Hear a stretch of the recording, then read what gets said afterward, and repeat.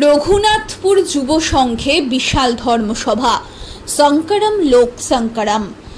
20 September বিকেল 4টায় উত্তর দিনাজপুর জেলার রঘুনাথপুর যুব সংঘ খেলার মাঠ প্রাঙ্গণে অনুষ্ঠিত হয় এক বিশাল ধর্মসভা। স্বামী নিশ্চলানন্দ সরস্বতী মহারাজের আদেশে আয়োজিত এই ধর্মসভা শঙ্করম লোক শঙ্করম শীর্ষক হিন্দু ধর্ম ও সাধুসন্ত সম্মেলনের প্রতি বিশাল শ্রদ্ধার্পণ। শ্রী দেবাশিস গোস্বামী মহাশয় সকল ভক্ত ও ধর্মপ্রাণ মানুষদের এই সভায় উপস্থিত থাকতে সাদর আমন্ত্রণ জানান। সভার সভাপতি আদিত্য বাহিনী তার বক্তৃতায় জানান, সনাতন ধর্মের প্রচার ও প্রসারে গুরুদেব সারা বছর ভারতবর্ষের বিভিন্ন প্রান্তে এমন ধর্মসভা আয়োজন করেন। তিনি আরও বলেন, 2020 সালে গুরুদেব বলেছিলেন যে ভারতবর্ষ একদিন হিন্দু রাষ্ট্রে পরিণত হবে এবং আজ সেই সন্ধিক্ষণে দাঁড়িয়ে আছেন সকলে। চতুর্মাস সম্পন্ন করে সম্প্রতি পশ্চিমবঙ্গে এসে মহারাজের লক্ষ্য হিন্দু ধর্মের প্রসার এবং ধর্মীয় তথ্য দিয়ে মানুষকে সমৃদ্ধ করা। 21 ও 22 সেপ্টেম্বর দীক্ষা অনুষ্ঠান ও আলোচনা সভা অনুষ্ঠিত হবে, যেখানে ভক্তরা সরাসরি মহারাজের সাথে কথোপকথনে অংশ নিতে পারবেন। সভায় উপস্থিত ছিলেন শ্রী প্রফুল্ল ব্রহ্মচারী, স্বামী নির্বিকল্পানন্দ মহারাজ এবং শ্রী ঋষিকেশ ব্রহ্মচারী। এই সভা সনাতন ধর্মের প্রতি গভীর অনুরাগ ও শক্তি প্রদানের এক মহান উদ্যোগ হিসেবে প্রশংসিত হয়েছে। उसके बारे में आपका क्या राय है? ये जात के ये जो सेंसस हो रहा है, बांग्लादेश के बारे में कुछ बताइए। बांग्लादेश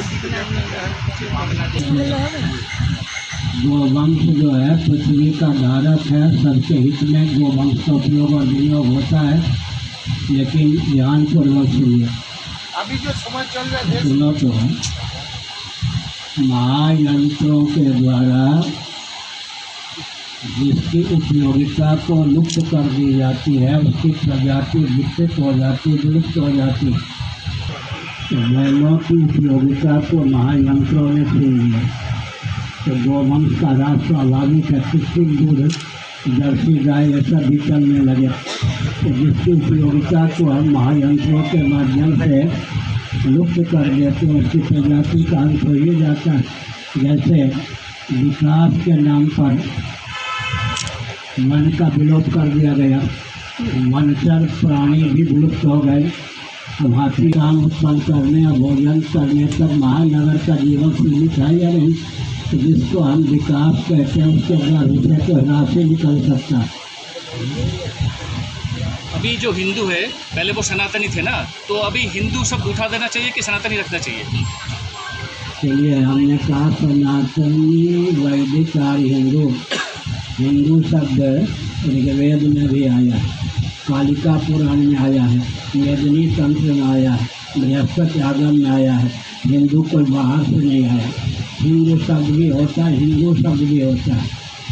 हिंदू जब कहते हैं तो जैसे भाजपा, भारतीय जनता पार्टी, सपा कहते हैं, समाजवादी पार्टी।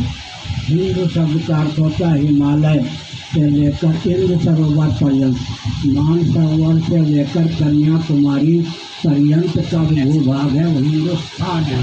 तो हिंदू कहते हैं प्राकृतिकता, दरिद्रता का अपनोदन कर दे। আপনার যে অনুষ্ঠান, ধর্মীয় অনুষ্ঠানটা করছেন, তার ব্যাপারে আপনি কিছু বলুন।